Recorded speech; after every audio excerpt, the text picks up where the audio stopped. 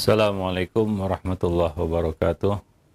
Alhamdulillah, nahmaduhu wa nasta'inuhu wa nastaghfiruh wa na'udzu billahi min syururi anfusina wa sayyiati a'malina. May yahdihillahu fala mudhillalah wa may yudlil fala hadiyalah. Asyhadu an la ilaha illallah wahdahu la syarikalah wa asyhadu anna Muhammadan abduhu wa rasuluh. Amma ba'du. Fa inna afdalal hadisi kitabullah wa khairal huda huda Rasulillah sallallahu alaihi wasallam wa syarral umur muhdasatuha wa kulla muhdasatin bid'ah wa kulla bid'atin dalalah wa kulla dalalatin finnar. Para pemerhati roja, kaum muslimin dan muslimat rahimani wa rahimakumullah. Alhamdulillah, segala puji hanyalah milik Allah Rabb semesta alam. Salawat dan salam tidak lupa kita limpahkan untuk Nabi kita Muhammad sallallahu alaihi wasallam, untuk keluarga beliau, sahabat beliau, dan umat beliau sampai hari kemudian. Para pemerhati roja, kaum muslimin dan muslimat, semoga Allah merahmati kita semua. Kita kembali melanjutkan pembahasan buku Talbis Iblis tulisan Ibnul Jauzi. Kita masih berbicara tentang seputar talbis iblis terhadap ahli fikih ataupun para fuqaha. Merupakan salah satu kebiasaan dan juga merupakan akhlak para salaf adalah mereka tidak segan untuk berpindah dari satu pendapat kepada pendapat yang mereka nilai lebih mendekati kebenaran, ya, beralih dari satu dalil ke dalil yang lainnya yang mereka anggap lebih jelas. Nah, ini merupakan bukti ketulusan niat di dalam mencari kebenaran. Salah satu talbis iblis terhadap orang-orang yang berbicara di dalam masalah fikih adalah mereka berusaha untuk mempertahankan pendapat mungkin adalah pendapat gurunya atau pendapat yang mereka sudah kenal sebelumnya, ya. Lalu mereka merasa berat untuk beralih kepada pendapat yang ternyata mungkin lebih kuat dari sisi dalil atau lebih jelas kebenarannya, ya, demi mempertahankan ego atau gengsi, ya, atau demi mempertahankan pendapat madhab ataupun pendapat gurunya atau pendapat yang sudah dia pegang lama. Ini merupakan salah satu talbis iblis kepada ahli fikih ataupun para fuqaha. Kemudian juga ya kita sudah bicarakan adalah sebahagian dari mereka berlebihan atau terlalu bebas di dalam menggunakan kias, sehingga mereka jatuh dalam kias al-fasid atau kias yang salah atau kias yang keliru, ya, menyamakan di antara dua yang berbeda atau membedakan di antara dua yang sama. Ini merupakan ciri dari kiasul fasid, ya. Nah, dan mereka kadang-kadang salah ataupun keliru di dalam menetapkan illat yang disangka sebagai illat ataupun dasar hukum, ya. Nah, talbis iblis membuat mereka terlalu percaya terhadap logika dan melebihkan logika daripada kita katakan nas, ya, ataupun dalil, ya, sehingga mereka terjebak dalam kias-kias yang keliru tadi. Nah, sebagaimana yang sering kita dapati, ya, para ahli fikih, ya, menggunakan, ya, saluran kias ini untuk menolak hadis, ya, ataupun menolak pendapat yang ada dasar hadisnya ataupun ada dasar nasnya di dalam masalah tersebut. Nah, demikian. Itu yang sudah kita bahas pada pertemuan-pertemuan sebelumnya. Dan di antara, ya, kita lanjutkan di sini, ya, talbis iblis lainnya, ya, yang terlihat dalam fenomena ini adalah pada saat salah seorang dari ahli fikih mengetahui bahwa kebenaran ada di pihak lawan atau yang berseberangan dengannya, dia tetap tidak mau atau enggan meninggalkan pendapatnya yang salah atau kesalahannya.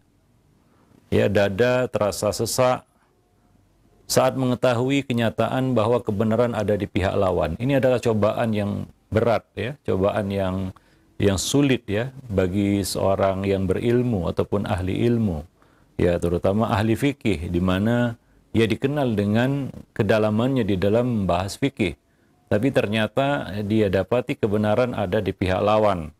Maka Kalau ia tidak memiliki dada yang lapang, maka dia akan menolak pendapat itu. Kadang dia berusaha keras untuk membantahnya, padahal dia tahu betul ya bahwa apa yang ada di pihak lawan itu adalah yang benar. Ya. Nah, di sini perlu kebersihan hati ya di dalam menerima kebenaran. Di samping lurusnya niat ya di samping bersihnya hati, kita perlu niat yang lurus ya, niat yang bersih untuk bisa sampai kepada kebenaran dan bisa menerima kebenaran.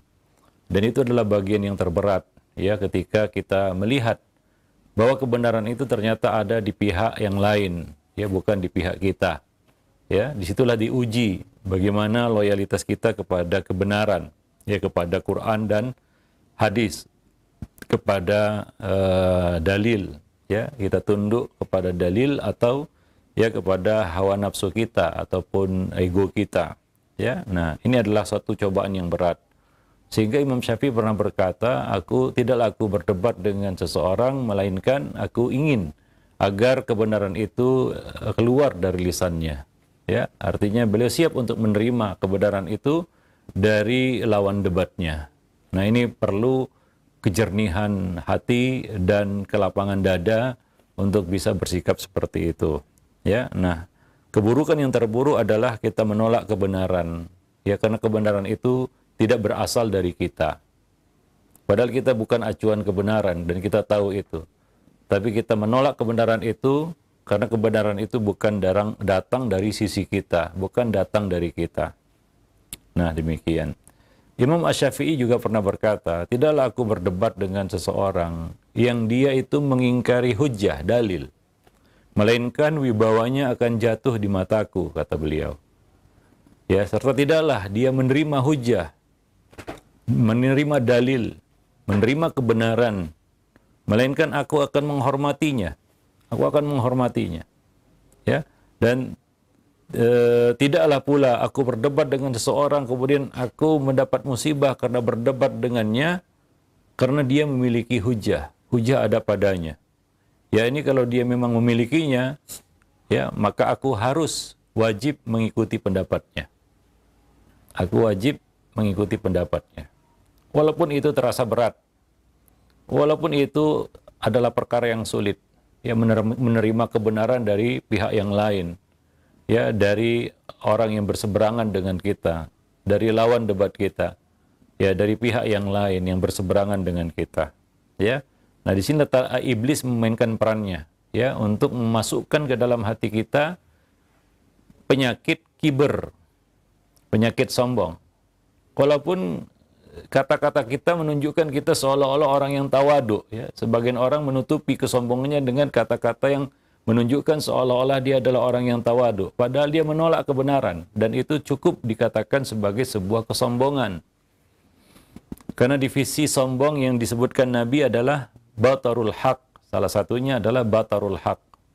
Wa ghamtun nas, yang kedua adalah merendahkan manusia. Ya, bisa dua-duanya atau salah satu dari keduanya. Bukan harus dua-duanya. Ada orang yang dia menghormati orang tapi dia menolak kebenaran dan dia dikatakan sombong. Ya. Ada orang yang menerima kebenaran tapi dia merendahkan ya orang tersebut. Nah, ini juga sombong. Dua-duanya ya tentunya ini jelas satu kesombongan, ya. Maka iblis memasukkan ini ke dalam hati mereka sehingga mereka menolak kebenaran itu. Kadang-kadang itu dibungkus dengan kata-kata yang seolah-olah dia menunjukkan dia adalah orang yang tawadu, merendahkan diri, ya. Padahal ujungnya dia menolak pendapat itu, dia menolak kebenaran itu, dia tidak menerima kebenaran itu. Ya, nah demikian. Wallahu a'lam bishawab. Tanpa dia sadari, dia sudah jatuh dalam hakikat sombong itu sendiri, ya. Kesombongan yang sebenarnya. Wallahu a'lam bishawab. Jadi perlu kejernihan hati, ya, kelapangan dada untuk bisa menerima kebenaran dari manapun itu datangnya, ya, dari manapun datangnya, ya, walaupun dari orang yang kita benci ataupun walaupun dari musuh, ya, walaupun dari orang yang berseberangan, walaupun dari orang yang kita benci, ya. Nah, karena kadang-kadang Allah menguji kita, ya, menguji, ya, sejauh mana loyalitas kita kepada kebenaran dengan memunculkan kebenaran itu dari pihak lain. ya, dari pihak lain. Bisakah kita menerimanya? Bisakah kita mengakui bahwa kebenaran itu bukanlah milik kita? Kita bukanlah acuan kebenaran. Setinggi apapun kita, sepintar apapun kita, ya, setinggi apapun ilmu yang kita miliki, bahwa kita bukan acuan kebenaran. Kadang-kadang Allah ingin menguji kita. Allah nampakkan kebenaran itu di pihak lain, ya, untuk menguji kita. Sebagaimana Allah menguji iblis, ya, menyuruhnya sujud kepada Adam.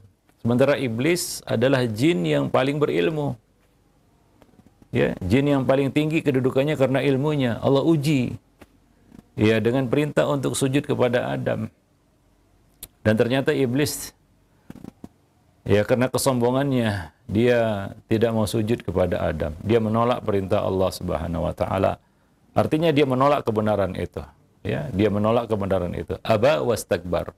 Dia enggan, tidak mau melaksanakan perintah, wastakbar, dan menyombongkan dirinya. Ya, dan menyombongkan dirinya. Ya, nah demikian. Wallahu a'lam bishawab. Dan ini yang dia lakukan, iblis lakukan terhadap anak Adam. Ya, apa yang dia lakukan terhadap Adam itu yang dilakukannya terhadap anak Adam. Ya, anak Adam dibuat, ya, sombong, ya, dengan ilmu ataupun kemampuan yang dimilikinya. Ya, sedikit ilmu yang dia miliki. Ya. Kemudian dengan itu dia menolak kebenaran yang disampaikan kepadanya. Dan itu adalah salah satu ujian yang berat. Ya? Ujian yang berat. Kedudukan yang tinggi itu adalah ujian. Sebagaimana harta yang banyak adalah ujian. Kedudukan yang tinggi, jabatan yang tinggi, itu adalah ujian dari Allah Subhanahu wa taala. Nah demikian. Talbis iblis berikutnya terhadap para ahli fikih adalah bahwa mereka berusaha untuk menjaga gengsi dan kehormatan yang mungkin mereka cari melalui perdebatan, ya. Nah ini membangkitkan sesuatu yang tersembunyi di dalam hati, yaitu apa? Cinta kepada kedudukan, cinta kepada jabatan, ya. Nah, ketika cinta terhadap kedudukan ini sudah menguasai hati, ya, maka gengsi adalah segalanya. Ya. Kata orang Medan, bimas biar mati asal setan, katanya. Begitulah kira-kira ungkapannya, ya. Nah, jadi demi gengsi apapun dilakukan, termasuk menolak kebenaran, ya. Mengangkat pendapat yang lemah dan melemahkan pendapat yang kuat. Padahal dia tahu pendapat itu lemah. Padahal dia tahu itu pendapat yang kuat. Kenapa? Karena gengsi. Ya, mungkin karena pendapat yang kuat itu tidak berada di sisinya, ya, di sisi orang lain. Nah demikian. Maka dia pun kadang-kadang menyombongkan dirinya dan membalasnya dengan celaan. Ya, apabila dia terpojok, maka kadang-kadang dia tidak membicarakan masalah, tidak kembali kepada esensi masalah, tapi menjatuhkan lawan debat, orang yang berseberangan dengannya dengan hal-hal lain, seperti misalnya dengan kedudukan, atau tingkat pendidikan, status sosial, ya, dan lain sebagainya. Perkara yang tidak berkaitan langsung dengan esensi masalah, ya, ataupun dengan materi perdebatan, tapi digunakan cara lain untuk menjatuhkan demi menjaga gengsi, ya, supaya gengsinya terjaga di hadapan manusia. Ini salah satu talbis iblis, ya, kepada ahli ilmu ataupun ahli fikih, ya, ketika cinta terhadap kedudukan itu sudah ditanamkan ke dalam hati mereka. Ya, cinta dunia ini merupakan kata Ibnul Qayyim, ya, adalah pangkal dari segala kerusakan. Hubbud dunia adalah pangkal, ya, dari segala kerusakan, ya. Nah demikian. Nah, apabila ini sudah dimasukkan oleh syaitan, iblis, ke dalam hati manusia, maka ini yang paling dikhawatirkan oleh Nabi. Ya, mal faqru akhsha alaikum, bukan kefakiran yang aku khawatirkan, tapi dunia yang dibentangkan kepada kamu, jabatan yang tinggi, harta yang melimpah ruah, yang kadang-kadang itu membalikkan hakikat yang ada, ya, membalikkan kebenaran, ya. Nah demikian. Dan ini adalah fitnah yang besar, ya, karena ilmu itu adalah kemuliaan. Orang akan memuliakan dengan ilmu. Kadang-kadang aji mumpung ya. Nah, itu digunakan untuk ya memuaskan hasratnya terhadap dunia, ya, ya harta, kedudukan dan lain sebagainya, jabatan, ya. Nah, ini adalah fitnah yang besar ya bagi ahli ilmu, ya. Nah, demikian. Nah, kemudian talbis iblis lainnya terhadap mereka adalah dengan menoleransi ghibah dengan alasan menyampaikan hasil perdebatan dengan seseorang. Ini beda dengan ahli hadis sebelumnya ya, yang menoleransi ghibah melewati batas di dalam bab jarah dan ta'dil. Itu adalah kita katakan hal yang diperbolehkan, tapi dengan batas ya. Sebagaimana dikatakan ad-daruratu tuqaddaru biqadariha. Kalaulah boleh membicarakan ghibah dalam jarah dan ta'dil, itu adalah bersifat darurat. Artinya untuk satu kepentingan, tapi yuqaddaru biqadariha. Harus dibatasi. Ya, bukan serampangan ya dilakukan sebebas-bebasnya, tidak. Ada batas-batasnya. Ya, nah di sini demikian juga terhadap ahli fikih, ya. Sebagian dari mereka menoleransi ghibah atas dirinya dengan alasan menyampaikan hasil perdebatan. Kadang-kadang ini klaim sepihak. Ya. Ibnul Jauzi mengatakan di sini contohnya adalah salah seorang dari mereka mengatakan, aku pernah berdebat dengan si fulan dan dia tidak bisa berbicara, dia tidak bisa berkata apa-apa, dia terdiam, dia terbungkam, ya. Kadang-kadang kata-kata seperti itu untuk menjatuhkan dan merendahkan lawannya, bahwa dialah pemenang debat itu, dialah pemenangnya, ya. Sementara pihak lawan adalah pihak pecundang. Ya, nah di sini nampaklah apa yang tersembunyi sebenarnya di dalam hatinya, yaitu dia memang mencari menang kalah, bukan benar salah, ya. Dia mencari sesuatu ya di balik perdebatan itu, bukan murni mencari kebenaran. Ya, maka akan nampak apa yang tersembunyi di dalam hati, ya. Nah, demikian. Maka muncullah kata-kata seperti itu, ya, aku berhasil membungkamnya, dia tidak bisa bicara apa-apa. Ya, nah dia tidak bisa mematahkan hujahku, dia tidak bisa menandingiku, ya, dia tidak bisa mengimbangi dalilku dan lain sebagainya. Kata-kata yang yaitu merendahkan orang lain, ya, ghamtun nas. Jadi bentuk lain, sisi lain dari kesombongan. Ya, dia jatuh kepada sisi lain dari kesombongan, yaitu ghamtun nas, merendahkan orang lain, ya, merendahkan orang lain demi menaikkan pamor dan gengsinya. Nah, ini penyakit, ya, kita katakan penyakit. Kadang-kadang itu terjadi ya karena ya dorongan hawa nafsu tadi. Ya, maka ghibah pun menjadi satu yang boleh ya dengan alasan itu. Wallahu alam bissawab. Ya, maka ya disebutkan oleh Ibnu Jauzi sebelumnya ya, ilmu-ilmu fikih seperti ini, ilmu-ilmu alat, ya, ilmu-ilmu alat. Ya, ataupun ilmu-ilmu kita katakan asal atau usul, ya, itu perlu dilandasi dengan tazkiyatun nufus, ya. Kita katakan materi-materi yang berkaitan dengan tazkiyatun nufus, ya kan? Sebab ya kadang-kadang ilmu adalah kemuliaan sebagaimana yang kita sebutkan tadi. Kadang-kadang itu menjadi fitnah bagi seseorang. Ya, kemuliaan. Kadang-kadang dia mengejar itu. Ya, mengejar kemuliaan itu, sebutan. Ya, hati manusia lemah. Ya, kita tidak bisa terlalu pede dan mengatakan, nah, saya nggak akan seperti itu. Ya, kita jangan sesumbar, jangan pongah juga, jangan sombong dan takabur. Ya, siapa saja bisa ya dikalahkan oleh syaitan ataupun oleh iblis. Ya, nah maka ya dia jangan lengah dalam hal ini, ya, maka ya dia sempurnakan ya perjalanan menuntut ilmunya dengan ya mendalami juga hal-hal yang berkaitan dengan tazkiyatun nufus, raqaiq, ya, hal-hal yang bisa melembutkan hatinya, ya, sehingga lunak hati itu, jauh dari kesombongan, sikap angkuh, takabur, ya, merendahkan orang lain, menolak kebenaran karena dialah segalanya. Dialah kebenaran.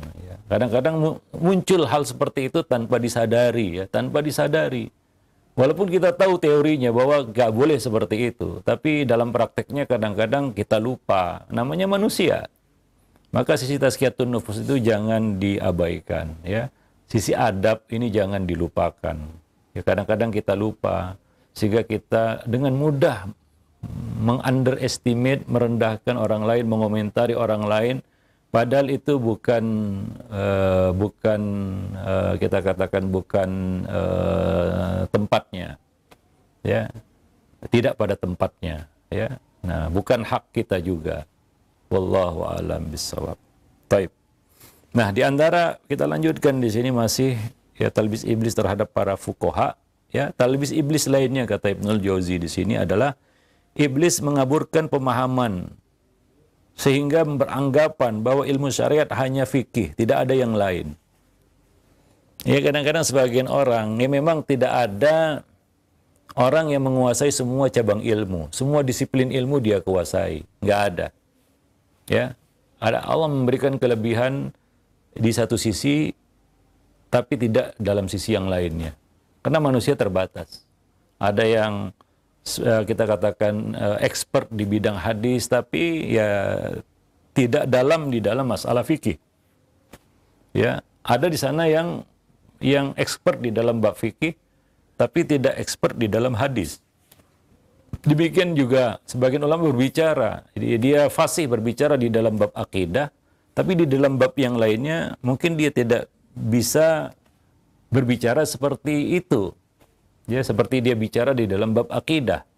Atau sebaliknya, ada yang spesialisasinya adalah di dalam hal-hal raqaiq.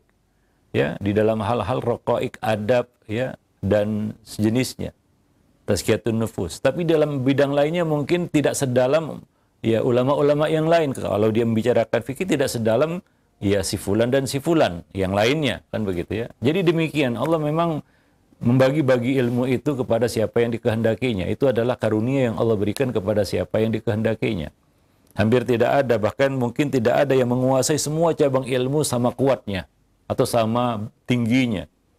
Ya, pasti ada hal-hal lain yang mungkin dia tidaklah se-expert di bidang yang dia kuasai. Itu adalah satu yang wajar. Nah, jadi kita juga harus mengakui itu. Ya, nah maka ahli ilmu itu yang kita kenal dari kalangan salaf adalah mereka saling menghormati satu sama lainnya, tidak menjatuhkan satu sama lain. Ya, misalnya dia expert di bidang hadis, lalu dia merendahkan ilmu fikih dengan mengatakan ilmu fikih itu nggak perlu. Ya, dia expert di bidang satu bidang lah, di dalam bidang fikih, ya. Di sana ada yang expert di dalam bidang mungkin fikih muamalah, maka tidak boleh merendahkan ya misalnya ulama lain yang memang expert di bidang ya, fikih ibadah misalnya, ya, atau fikih jual beli atau fikih nikah dan lain sebagainya. Kita tahu Sufyan Ats-Tsauri, ya, beliau tidak berani berbicara tentang fikih nikah, terutama masalah talak gitu. Nah, demikian. Jadi ini adalah satu yang kita katakan karunia yang Allah berikan kepada siapa yang dikehendakinya, ya. Nah, maka kita ya jangan jangan ragu ataupun merasa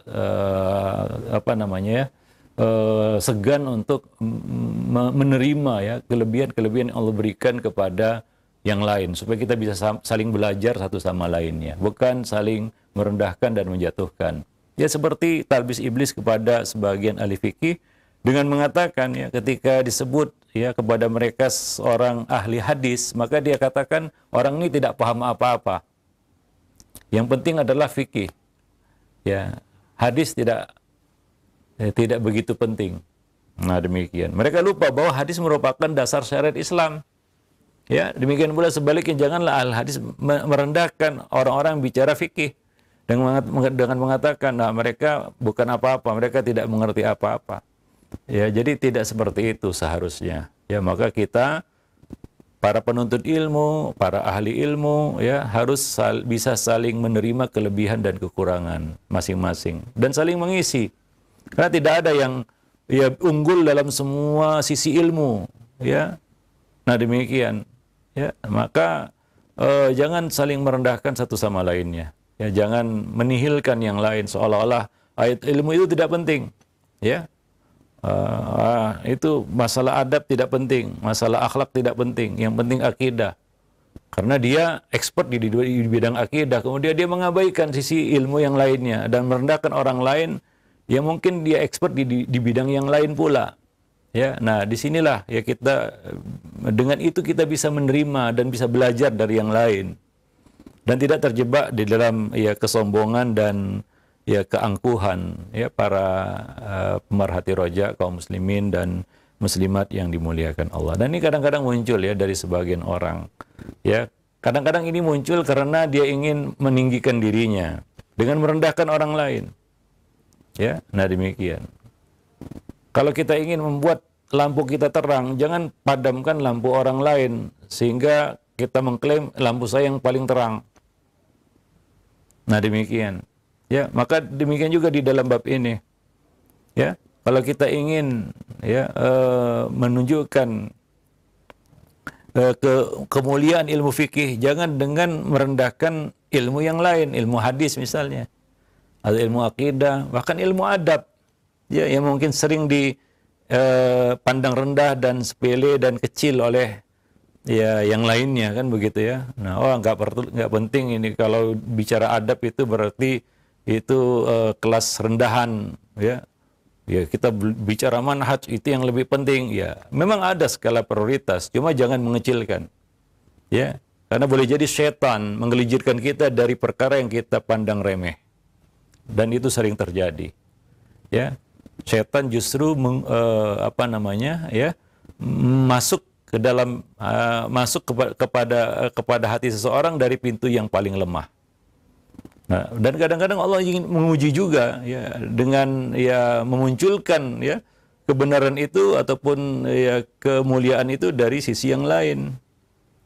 Ya, wallahu a'lam bishawab. Maka di sini yang perlu kita perhatikan ya, ketika kita dapat ilmu kita bersyukur kepada Allah. Ya, dan kita punya kewajiban zakatul ilmi, yaitu apa? Menyampaikannya, menyebarkannya, berbagi kepada yang lain. Bukan ya kita menyombongkan diri dengan ilmu yang kita miliki. Ini salah satu talbis iblis kepada para penuntut ilmu. Nah, demikian ya. Nah, dan di sini yang terakhir ya di dalam bab ini yaitu jerat-jerat iblis kepada sebagian ahli fikih atau sebagian ahli ilmu atau sebagian penuntut ilmu untuk berani berfatwa. Ini adalah musibah juga ya. Berani berfatwa meskipun belum sampai ke derajat cukup untuk memberikan fatwa. Karena tidak semua ulama cakap di dalam memberikan fatwa. Bukan hanya sekedar kita tahu hukumnya saja, mengetahui dalilnya saja, tapi kita juga harus mengetahui kondisi. Karena satu fatwa bisa berbeda antara satu kondisi dengan kondisi yang lain. Ya, pengetahuan tentang wakil, ya, itu mutlak diperlukan di dalam memberikan fatwa. Bukan sekedar kita tahu masalah A hukumnya B, masalah B hukumnya C, ya, masalah C dalilnya D. Bukan itu. Di dalam fatwa kita harus menguasai masalah itu. Karena al-hukmu an syai'in far'un al-hukmu bi syai'i far'un an tasawwurihi. Ya, menghukumi sesuatu itu berkaitan erat dengan tasawur kita, gambaran kita terhadap masalah tersebut. Kita mengetahui masalah itu dengan detil atau tidak. Karena di dalam fatwa perlu kedetilan ya, hingga fatwa itu tepat pada sasaran. Pada yang bertanya, yaitu mustafti, orang yang meminta fatwa. Ya, nah demikian. Wallahu alam bisawab. Jadi tidak semua ulama cakap di dalam memberikan fatwa. Ya. Berpendapat bisa, tapi memberikan fatwa ya tentunya tidak. Maka ya dahulu ya hanya orang-orang tertentu yang diangkat menjadi mufti, ya. Bukan berarti yang lainnya tidak punya ilmu. Tapi untuk menjadi seorang mufti ada syarat-syarat yang harus dia penuhi. Ya, para pemerhati roja kaum muslimin dan muslimat yang dimuliakan Allah. Jadi itu bab fatwa, ya, suatu hal yang ya tidak ringan sebenarnya, ya. Ini adalah satu hal yang berat. Nah, demikian. Ya, maka tidak heran bila terkadang fatwa itu harus ya berdasarkan realita, pandangan yang terang jelas dalam masalah itu, ya, dan tidak menyalahi dalil. Nah, demikian. Tapi ya kadang-kadang sebagian orang yang belum mengerti masalah ini, dia lancang di dalam berfatwa. Dia tidak bahkan dia tidak mengetahui dalil syar'inya, tidak tahu hukumnya juga, dan tidak menguasai waqi' juga, yaitu kondisi ya di mana dia sedang berfatwa, kepada siapa dia berfatwa. Ya, nah demikian. Wallahu alam bissawab. Maka ini salah satu di antara talbis iblis, ya, membuat orang itu berani untuk berfatwa. Ya. Bahkan mendeklar dirinya sebagai mufti. Itu yang agak ya gimana ya? Perlu kita belajarlah dari para ulama-ulama kita terdahulu bagaimana ya mereka ya menempuh ya tahapan di dalam ilmu, dalam menuntut ilmu, sehingga sampai kepada tahapan dia boleh beristihad, maka dia dikatakan mustahid. Boleh berfatwa, maka dia dikatakan mufti. Ya, tidak sembarangan, ya. Nah demikian. Hal ini tidak terkait dengan usia ataupun latar belakang pendidikan sebenarnya, tapi kecakapan dan penguasaan. Dan perlu syahadah, persaksian dari orang lain, bukan mempersaksikan diri sendiri. Ya, perlu pengakuan dari orang lain yang mungkin setara atau lebih tinggi kedudukan ilmunya darinya. Ya, maka tidak semua masalah-masalah agama itu bisa dikomentari oleh orang yang berilmu sekalipun. Contohnya Ibnu Taimiyah mengatakan ya di dalam bab jihad, tidak semua orang, tidak semua ulama boleh berfatwa tentang jihad karena konsekuensinya yang berat. Ada nyawa yang dipertaruhkan di situ. Ya. Ada nyawa yang dipertaruhkan di situ. Maka tidak semua ulama ya boleh berfatwa di dalam masalah jihad. Ibnu Taimiyah mengatakan ini adalah masalah yang hanya boleh dibicarakan ataupun dicampuri oleh kalangan khawas, para ahli ilmu. Khawas ahli ilm. Khawas artinya kalangan khusus yang memang menguasai masalah dengan detil. Ya, karena dalam segala hal ya yang membedakan adalah detil, ya, detil sesuatu. Ya, bagaimana kedetilannya di dalam memandang satu masalah. Sebagaimana barang-barang juga berbeda nilainya dari kedetilannya. Ya, kalau kita lihat ukiran Jepara dari jauh sama, kelihatannya sama. Ya, bentuknya bunga kan begitu ya. Tapi kalau dilihat akan beda detilnya antara yang asli dengan yang KW begitu ya. Yang KW1, KW2 itu berbeda. Nah, demikian juga di dalam bab ilmu, ya. Maka misalnya tadi ya di dalam bab jihad, tidak semua ulama boleh berbicara apalagi berfatwa ya di dalam masalah jihad. Ini adalah hal yang hanya boleh dibicarakan, dicampuri oleh kalangan khusus ya para ulama. Nah, demikian. Wallahu a'lam bishawab. Tapi sebagian orang dibuat berani. Siapa yang membuat mereka berani? Ya, siapa lagi kalau bukan setan ya, iblis dan bala tentaranya. Dia masuk ke dalam jebakan ya iblis ya, talbis iblis. Ya, sehingga didorong ya, dibuat dia berani ya untuk menyampuri hal-hal yang dia sebenarnya tidak tahu. Dia sebenarnya tidak cakap di dalam masalah itu. Ya, kalaupun dia tahu, ya dia juga belum mengerti, memahami apakah dia pantas untuk berbicara, untuk menyampurinya atau tidak. Ya, nah demikian. Ini supaya kita, ya khususnya para penuntut ilmu, lebih lagi awam. Ya, yang kita heran adalah sebagian orang dia mengaku saya bukan ahli ilmu, saya bahkan bukan seorang penuntut ilmu, saya orang awam, tapi beraninya melebihi mufti. Beraninya itu melebihi mufti. Luar biasa ya.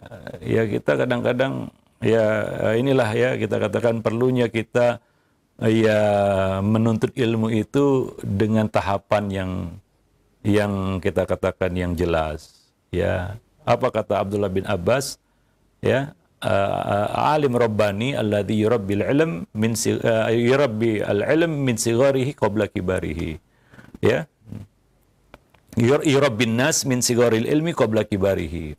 Ya, alim Rabbani itu adalah yang mendidik manusia dari ilmu-ilmu yang dasar sebelum ilmu-ilmu yang tinggi. Ya, seorang guru, ya, dia harus membimbing muridnya supaya menapaki anak tangga ilmu itu satu demi satu, begitu ya. Bukan mendorong, ya, sebagian guru, ya ini salah juga, mendorong muridnya untuk berani bicara ini, bicara itu, berani tampil padahal belum waktunya.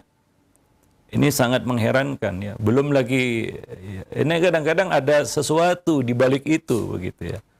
Pasti ada sesuatu di balik itu. Tidak mungkin tidak bisa ditampik, begitu ya. Karena ini bukan sedang speech contest, bukan. Ya. Ini bukan lomba pidato, bukan. Ditampilkan di area publik, begitu ya. Kadang-kadang menyamburi hal-hal yang bukan kapasitasnya. Siapa yang mendorongnya? Ya gurunya sendiri. Nah, itu bukan alim Rabbani. Alim Rabbani itu adalah seorang alim yang mendidik manusia dari sigharil ilmi qabla kibarihi. Ya. Nah, coba kita lihat di sini para ulama salaf kita dahulu. Ya, dari Abdurrahman bin Abu Layla, ia menceritakan, aku bertemu 120 orang sahabat Rasulullah. Jika salah seorang dari mereka ditanya tentang satu masalah, maka dia pun akan mengalihkannya kepada sahabat yang lain, yang dikira lebih pantas, lebih cocok untuk menjawabnya. Ya, lalu yang lain mengalihkannya kepada yang lain pula, hingga pertanyaan itu kembali kepada yang pertama tadi. Nah, demikian mereka berusaha untuk, ya, kalau bisa ada yang lain menghandlenya. Ya. Mereka begitu warok, berhati-hati, ya. Ya, tidak sembarangan para jemaah yang dimuliakan Allah. Dalam lafal yang lain, ya, dari Abdurrahman bin Abi Layla juga disebutkan bahwa ia menuturkan, aku pernah bertemu 120 orang Ansar dari kalangan sahabat Rasulullah di masjid ini, yaitu di Masjid Nabawi. Tidaklah seorang dari mereka menyampaikan hadis melainkan berharap saudaranya berkenan menggantikan posisinya di dalam menyampaikan hadis itu. Dan tidaklah ia dimintai fatwa, melainkan dia berharap ada saudaranya, ada temannya, ataupun kita katakan rekannya yang lain sama penuntut ilmu, ya, yang mau menggantikan dirinya di dalam memberikan fatwa itu. Nah, demikian. Nah, ini adalah salah satu bentuk warok dan ketawaduan mereka, ya, para ahli ilmu. Diriwayatkan juga kepada kami dari Ibrahim An-Nakhai, ya, ditanya oleh seseorang tentang satu masalah beliau. Lantas beliau tidak menjawab langsung pertanyaan itu dan bertanya, apakah kamu tidak mendapati orang lain yang dapat kamu tanya tentang masalah ini? Gitu ya. Ya, berusaha untuk, ya, kalau ada yang lain yang bisa ditanya, tanya aja banyak sama yang lain. Begitulah kira-kira, ya. Nah, demikian. Bukan maksudnya ingin menyembunyikan ilmu, ya, tapi mengalihkan ilmu kepada orang yang mungkin lebih layak. Ini bukan tidak masuk dalam bab menyembunyikan ilmu atau tidak mau menjawab ilmu, tidak. Tapi mereka berharap, ya, ada lisan lain yang lebih patut untuk menjelaskannya. Ya, karena merasa bahwa saya pantas atau tidak, begitu ya. Saya sudah patut atau tidak. Dan berharap orang lain lebih patut untuk menyampaikan itu daripada dirinya. Ini ketawaduan dan sikap warok yang luar biasa dari para salaf kita, yang patut kita contoh, ya, supaya kita, ya, menjadi orang yang lebih berhati-hati dan tahu diri.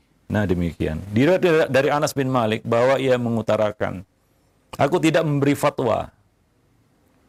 Aku tidak berani memberi fatwa ataupun berfatwa sebelum bertanya kepada 70 orang syekh, guru, ya, alim. Ya, apa pertanyaannya? Apakah kalian memandang aku pantas untuk berfatwa? Mereka semua menjawab pantas. Iya, boleh, silakan. Baru 70 orang.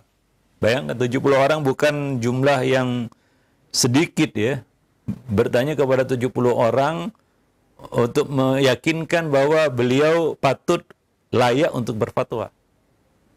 Nah, demikian. Kadang-kadang kita mengklaim itu datang dari diri kita. Ya, karena kita menganggap, siapa lagi yang pantas selain saya, kan begitu. Nah, demikian. Wallahu a'lam bishawab. Malik pun ditanya, bagaimana jika mereka melarangmu? Maka beliau menjawab, seandainya mereka melarangku, aku tidak akan berfatwa. Nah, demikian. Ibnul Jauzi mengatakan, inilah karakteristik para ulama salaf. mereka sangat takut kepada Allah Subhanahu wa taala. Ya, maka barang siapa yang melihat sejarah perjalanan hidup mereka, biografi mereka, pasti dia akan dapat memetik pelajaran darinya. Ya, wallahu alam bisawab. Nah, demikian para pemerhati roja, kaum muslimin dan muslimat yang dimuliakan Allah, ya. Materi yang bisa kita sampaikan pada kesempatan siang yang berbahagia ini, mudah-mudahan ini menjadi pelajaran dan bermanfaat bagi kita semua, ya. Dan tentunya ya, jangan merasa aman, ya, berada di zona aman ketika berhadapan dengan musuh kita yang luar biasa dendamnya kepada kita, kepada anak cucu Adam. Wallahu alam bisawab. Ya, aqulu qauli hadza astaghfirullah li wa lakum wa lisairil muslimin innahu wal ghafurur rahim. Subhanakallah bihamdik asyhadu an la ilaha illa anta astaghfiruka wa atubu ilaik. Assalamualaikum warahmatullahi wabarakatuh.